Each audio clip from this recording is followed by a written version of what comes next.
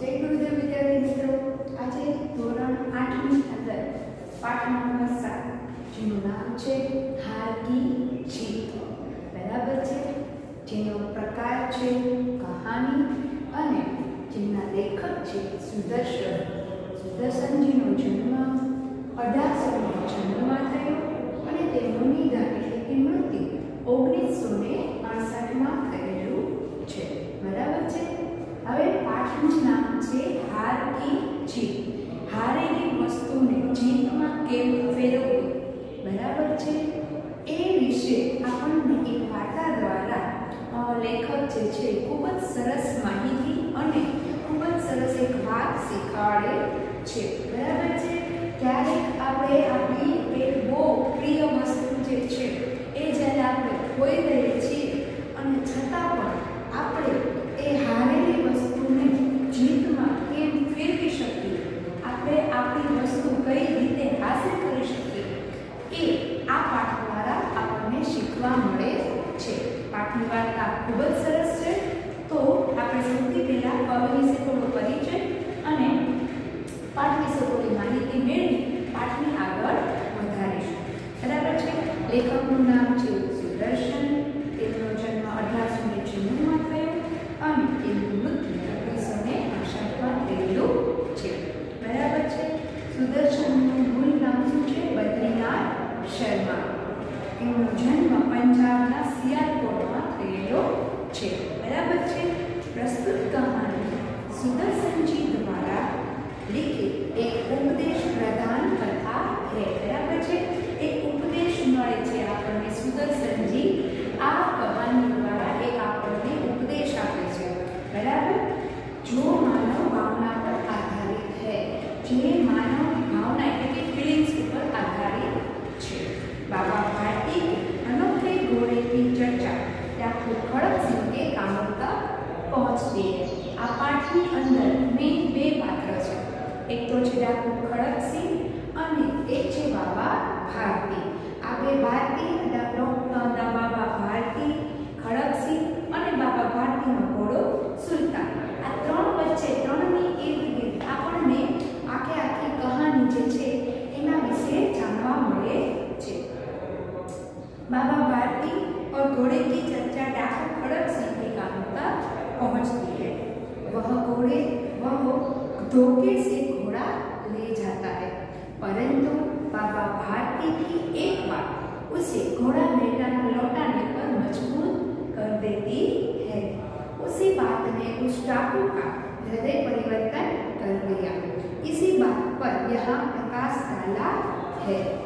इस कहानी में विनम्रता, उदारता, पश्चाताप, दया भाव, लोकहित की आकांक्षा आदि मूल्यों को समाविष्ट किया गया है। बराबर है। आ पाठनी अंदर आपने विनम्रता कोने कहेवाय, उदारता कोने कहेवाय, पश्चाताप कोने कहेवाय, आ बधे जीवन में जे मूल्यों छे ए आ कहानी द्वारा आपने शीखवा मळे छे। बराबर है। हवे आपणे कहानी जे छे थोड़ी आगे वधारीए। हवे आपणो पाठ शुरू थशे। माँ को अपने बेटे और किसान को अपने लहलहाते खेत देखकर जो आनंद आता है, वही आनंद बाबा भारती को अपना घोड़ा देखकर आता था। बराबर है। जेवी रीते माँ एना बाळकने रमતું જોઈ અને ખુશ થાય અને જેવી રીતે ખેડૂત જે છે એનો પાક સરસ મજાનો પાકી ગયો હોય અને એને ખબર હોય કે આ વખતે ખૂબ જ સરસ પાકનો ભાગ આવશે, એમ ખુશ થાય, એવી જ રીતે બાબા ભારતી જે છે એ પોતાના ઘોડાને જોઈને ખુશ થતો હોય છે। એ ઘોડાનું નામ શું છે? સુલતાન। भगवान भजन से जो समय बचता वह घोड़े को अर्पण हो जाता। वह घोड़ा बहुत ही सुंदर और बलवान था। इसके जोड़ का घोड़ा सारे इलाके में न था। बाबा भारती उसे सुल्तान कहकर पुकारते थे। अपने हाथ से खरखरा करते, खुद दाना खिलाते और देख देख कर प्रसन्न होते थे। बराबर है। बाबा भारती भगवत भजन એટલે ગામની બહાર નાનકડા મંદિરમાં રહેતા હતા, એટલે ભગવાનની પૂજા કરવી, મંદિર સાફ કરવું, એને કામ એ બહાર કરતા, એ એક જ કામ કરતા। એનો ઘોડાને ખરખરા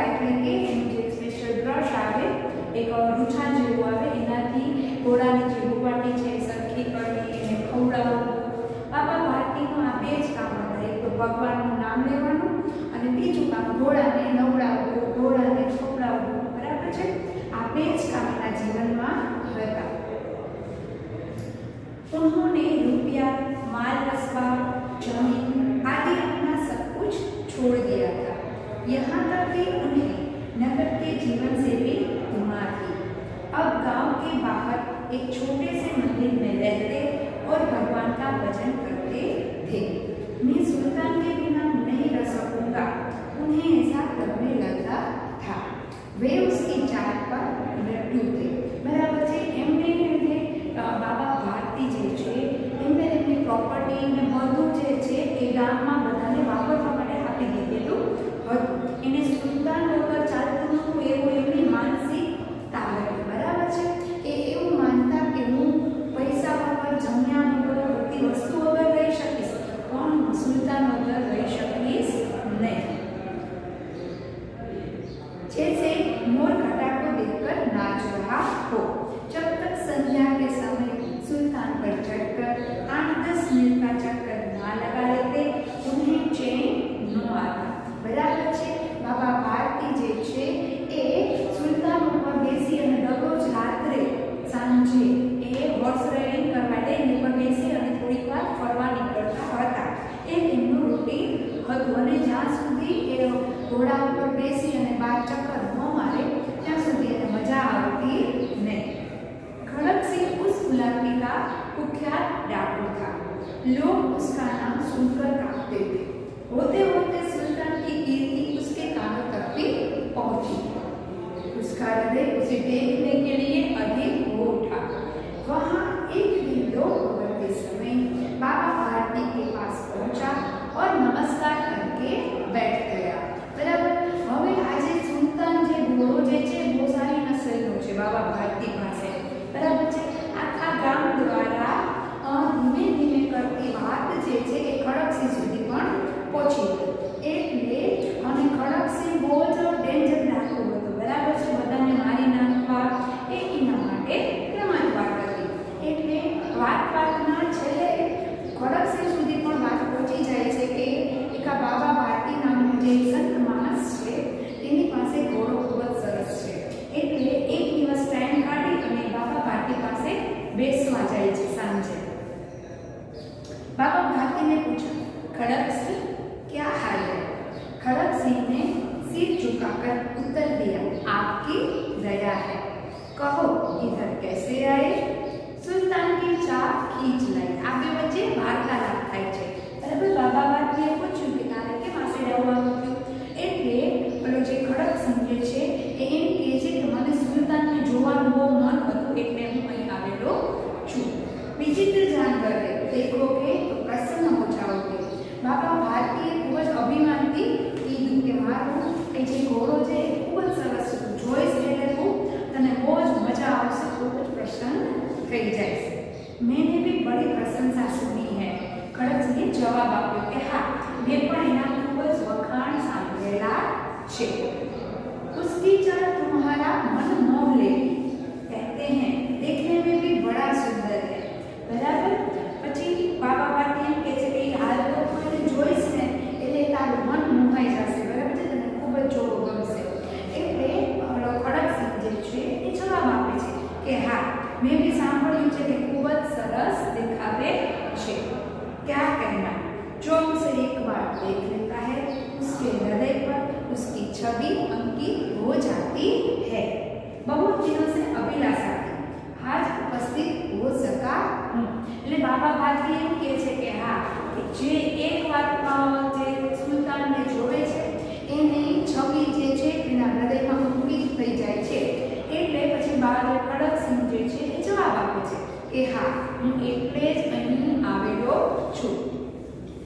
बाबा भारती और खड़कसिंह अस्तबल में पहुंचे। बाबा ने घोड़ा दिखाया घमंड से, खड़कसिंह ने घोड़ा देखा आश्चर्य से। बराबर છે। પછી બે વાત કરતા કરતા અસ્તબલમાં જાય છે અને ઘોડો બતાડે છે। उसने सहस्त्र घोड़े देखे थे परंतु ऐसा बाका घोड़ा उसकी आंखों से कभी ना गुजरा था। बराबर છે।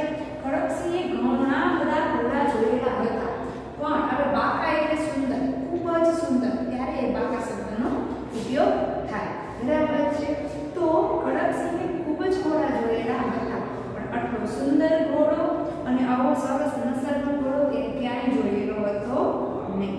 सोचने लगा भाग्य की बात है, ऐसा घोड़ा खड़कसिंह के पास होना चाहिए। बराबर। એ વિચારવા લાગ્યો કે આટલો સરસ ઘોડાનો આ સંત માણસને શું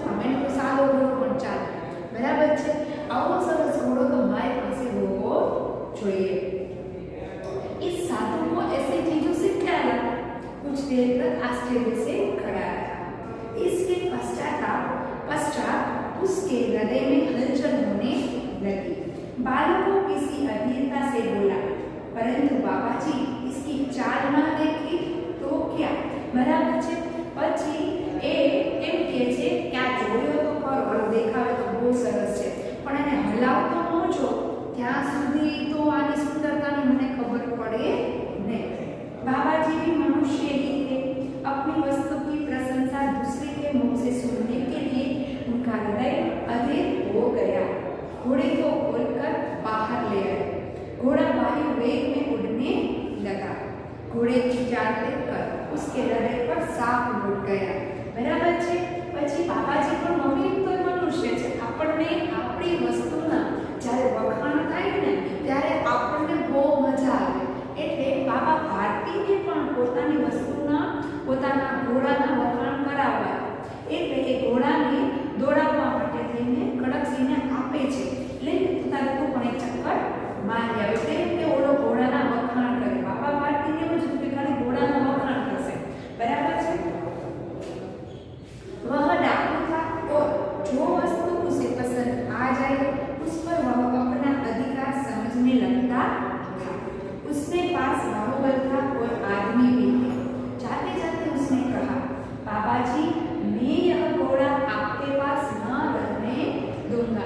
बराबर बाबा भारतीय એને જ્યારે ઘોડો ચલાવવા આપ્યો એટલે ઓલાને એ ઘોડો ખૂબ જ ગમી ગયો અને પછી છેલ્લે એ જાતા જાતા એવું કહી જાય છે કે આ ઘોડો તારી પાસે રહેવા દઈશ નહીં। બરાબર છે। પછી તો બાબા ભારતીને ખૂબ જ ચિંતા થઈ ગઈ, હવે આ ઘોડો લઈ જશે તો, કારણ કે ગમે એમ તો એની પાસે બાહુબલ છે, એ તાકાતવાળો છે। બાબા ભારતી જે છે એ સંત માણસ છે, એની પાસે તાકાત ન હોય। બરાબર છે। તો હવે એની પાસે તો 100% હારી જવાના છે, કારણ કે એ યુદ્ધ બાંધીને ઝઘડો કરીને મારીને એ ડાકુ માણસ છે, એ એની વસ્તુ પાછી પચાવી કાઢવામાં એને વાર લાગે નહીં। बाबा भारती डर गए। अब उन्हें रात को नींद न आती। सारी रात अस्तबल की रखवाली में कटने लगी।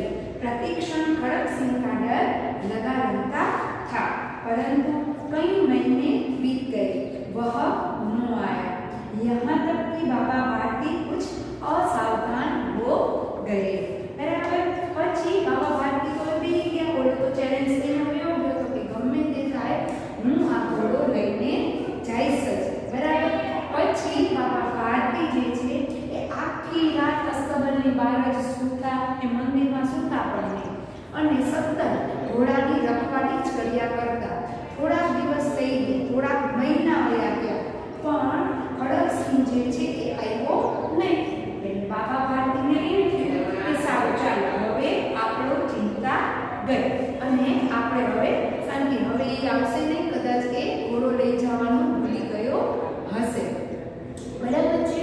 હવે અત્યાર પૂરતું જે આપણે જે વાર્તા જે આપણી છે કે ખડકસિંહ જે છે એ બાબા ભારતીનો ઘોડો જોવા આવ્યો, એને ખૂબ જ ઘોડો ગમ્યો અને પછી એ બાબા ભારતીને એવી ચેલેન્જ દઈને જાય છે કે ગમે તે થાય હું આ ઘોડો લઈ જઈશ, અને બાબા ભારતી પછી એની રાત આખીને એના મહિનાઓના મહિનાઓ એની રખવાળી કરે છે। બરાબર છે। આપણે અત્યારે તો આપણો જે પાઠ છે એ અહીં અટકાવીએ છીએ અને હવે આગળનો જે પાઠ છે એ આપણે બીજા વિડીયોમાં શીખીશું। બરાબર। પણ સાથે સાથે થોડાક મુહાવરા જે છે આ પાઠના એના ઉપર નજર કરી લઈએ। જેમ કે પહેલો મુહાવરો છે લટ્ટુ હોના એટલે કે મોહિત હોના। બરાબર છે। આપણે જોઈ અને ખૂબ જ એમ કે જે કાકાજી તો કાંઈ વસ્તુ જ નથી, એટલે લટ્ટુ હોના એનો અર્થ થાય છે મોહિત હોના। પછી છે ફુલાના સમાના, તો છે અતિ પ્રસન્ન હોના। પછી છે આંખ નીચી હોના એટલે કે લજ્જિત હોના। ફૂટ ફૂટ કર રોના એટલે છે બહુત રોના। સાપ લોટના એટલે કે ઈર્ષ્યા હોના। પછી છે સિર મારના, અત્યધિક માનસિક પરિશ્રમ કરના। આ પાઠની જે અડધી વાર્તા જે છે એ આજે આપણે ભણ્યા છીએ। આગળનો જે અડધો ભાગ છે, જે બીજા પાઠનો જે બીજો આ પાઠનો જે બીજો પાઠ છે એ આપણે બીજા વિડીયોમાં